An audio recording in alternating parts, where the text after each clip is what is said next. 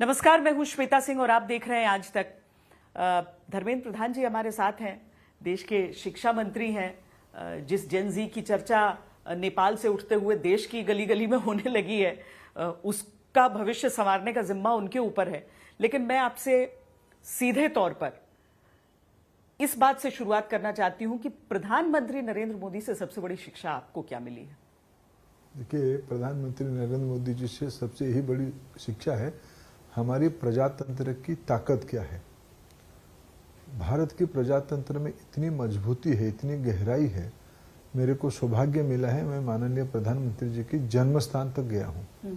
गुजरात की बड़नगर शहर में मैं गया हूँ, उनकी पढ़ी हुई स्कूल में गया हूँ, उनकी शहर में घुमा हूँ, उस शहर की जीवंतता को देखा हूँ।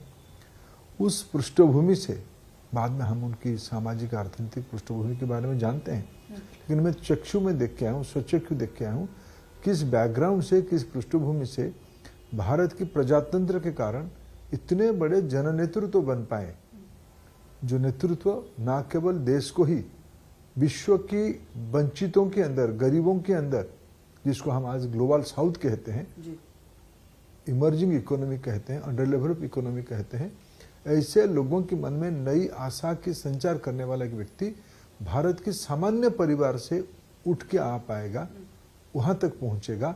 ये अपने आप में एक अकल्पनीय, अविश्वसनीय है। ये प्रधानमंत्री जी की पुण्याई है, उनकी माँ पिताजी की आशीर्वाद है, उनकी समाज की आशीर्वाद है, संपूर्ण भारतवर्ष की आशीर्वाद है, जो आज एक नेतृत्व के नाम पे, एक व्यक्तित्व के नाम पे प्रधानमंत्री जी हमारे सबके सामने नेतृत्व कर रहे हैं। अभी मैं भी गई थी वडनगर।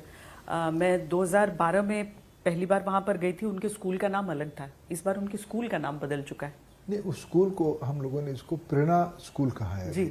गुजरात सरकार और भारत सरकार, मतलब नाम वही है पर उसकी प्रेरणा स्कूल इसलिए क्योंकि वो प्रेरणा है। जितना कहानी मैंने कहा कि श्वेता जी, उस शहर की आयु लगभग 3000 साल पहले है। मैं जब वहाँ पहली बार किया, उस शहर की कुछ चीज, मैं समाज शास्त्र का विद्यार्थी हूँ, मैं 2-3 चीजों को वो पुराने पिछले लगभग 3000 साल से वो एक कंटिन्यूअस हैबिटेशन के रूप में जीवंत होकर खड़ा है।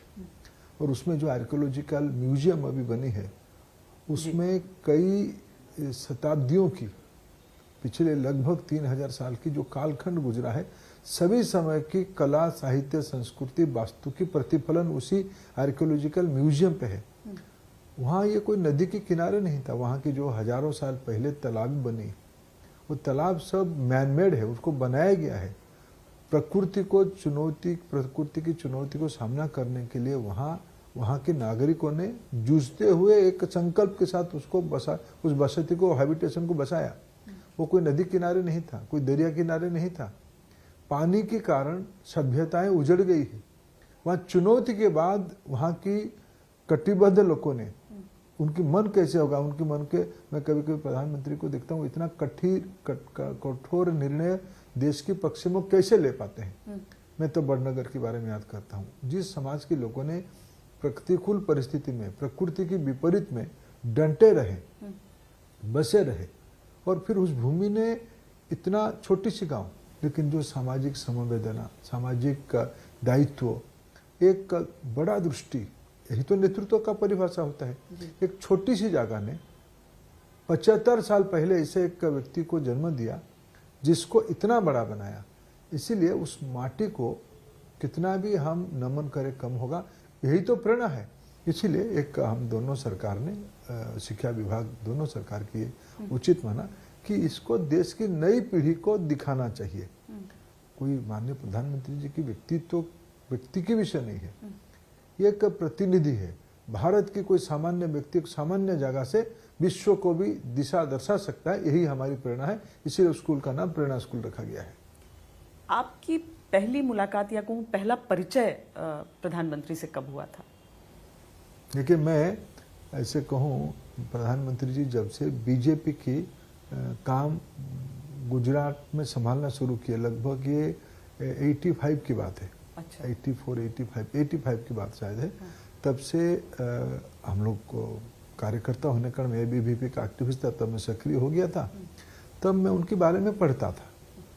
गुजरात म्यूनिसिपल कॉरपोरेशन की चुनाव की रणनीति, फिर बाद में 89 की वहाँ की लोकसभा में पार्टी को एक बड़ी बढ़त, फिर विधानसभा में पार्टी की एक मजबूत स्थिति, ये सब उनके बारे में हम पढ़ते थे। मैं प्रत्यक्ष उनको देखा। जयपुर में एबीवीपी की एक राष्ट्रीय कार्य समिति हो रहा था, गर्मियों के दिन था, नहीं विंटर्स में था, अधिवेशन था, अधिवेशन के पहले कार्य समिति था, हम लोग सब इकट्ठा थे। गुजरात के प्रतिनिधि भी हमारे साथ वहाँ हम एक कैंप में थे, इकट्ठा हमारे साथ। उन दिनों में डॉक्टर मुरली मनोहर जोशी जी की 91 की बात है, 1991 की बात है, 90 की बात है, डॉक्टर मुरली मनोहर जोशी जी की एकता यात्रा होने वाला था। उस यात्रा की प्रमुख सारथी माननीय नरेंद्र मोदी जी थे। वो रथ बन रहा था जयपुर में। रथ को दिखने के लिए मोदी जी जयपुर गए थे। उनको पता चला कि एबीवीपी के अधिवेशन हो रहा है, तो उन्होंने गुजरात की मित्रों को मिलने के लिए आए। संजीव भाई ओझा, अतुल भाई कोठर, ये सब वहाँ कार्यकर्ता थे, हम लोग इकट्ठा थे। तो पहली बार मैंने मोदी जी को सशरीर व्यक्ति सा देखा कि आप नरेंद्र मोदी जी हैं। उसके बाद आगे कई बार मिलने की अवसर मिला। अगले मैं प्रत्यक्ष मेरे स्मृति को अगर मैं ठीक से याद कर पाऊँ तो पहली बार 90s, अर्ली 90s में मैं प्रत्यक्ष रूप में मोदी जी को निकट से देखा। अत्यंत सहज सरल एक व्यक्तित्व, आके उनको जिसे कार्यकर्ताओं को मिलते हैं इसे गपशप करके वो गए। मेरा भी थोड़ा बहुत परिचय उड़ीसा से कार्यकर्ता है करके। फिर बाद में कई बार मेरा मिलना हुआ, लेकिन उतना ही सहज, आज जैसे ही गंभीर और सहज।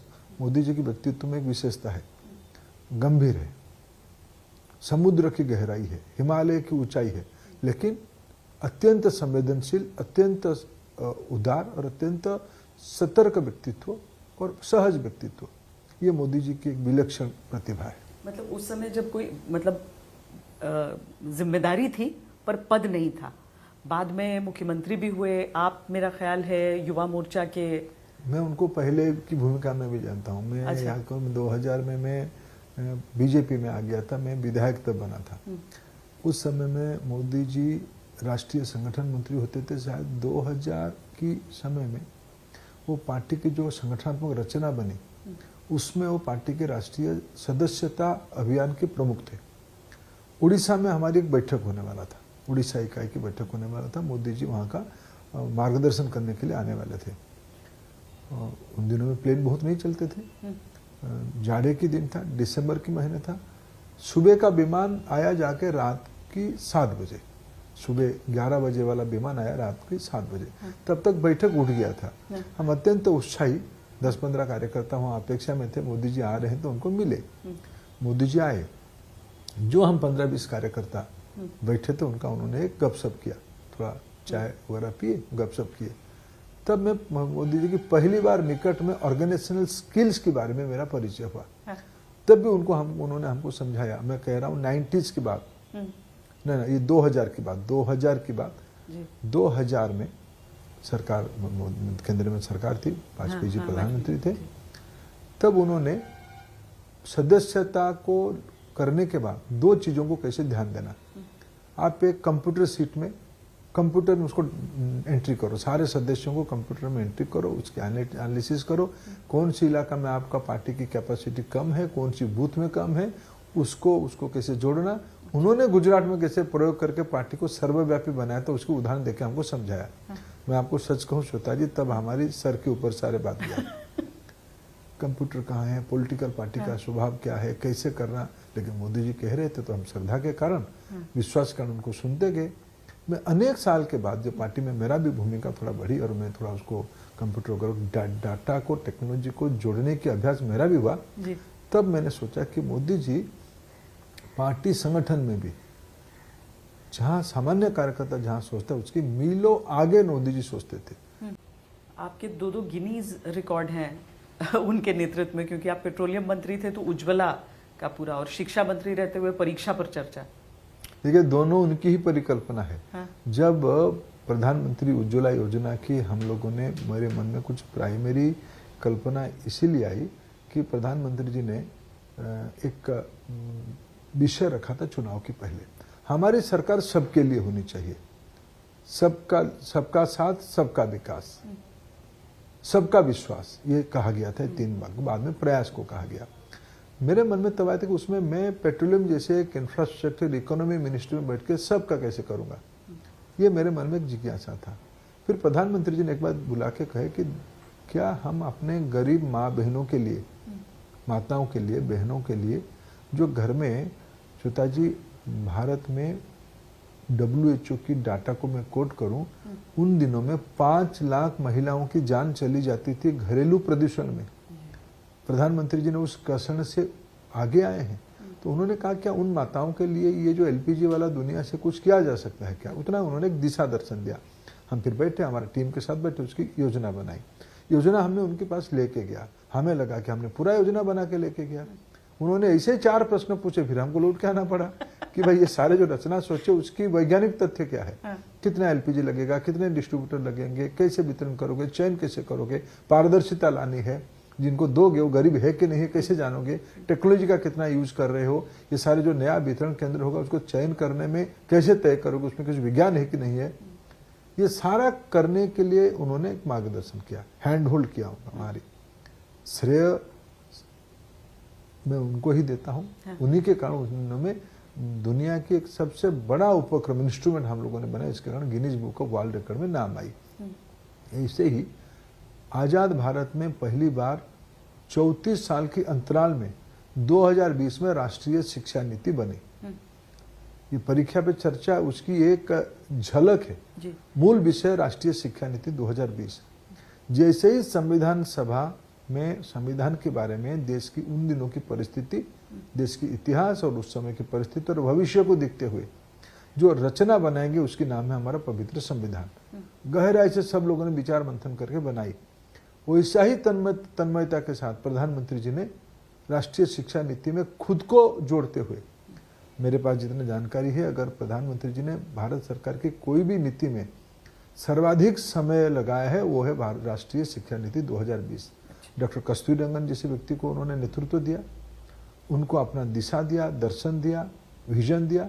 कस्तूरीरंगन जी ने समाज के सभी वर्गों को लगा के शिक्षा नीति बनाई। शिक्षा नीति में एक विषय था पढ़ाई को कम बोझिला करना। पढ़ाई को कम बोझिला करना ने परीक्षा सबसे डर वाला चीज है, और स्वयं प्रधानमंत्री ने खुद चयन किया कि मैं देश के बच्चों को भयमुक्त करवाऊंगा।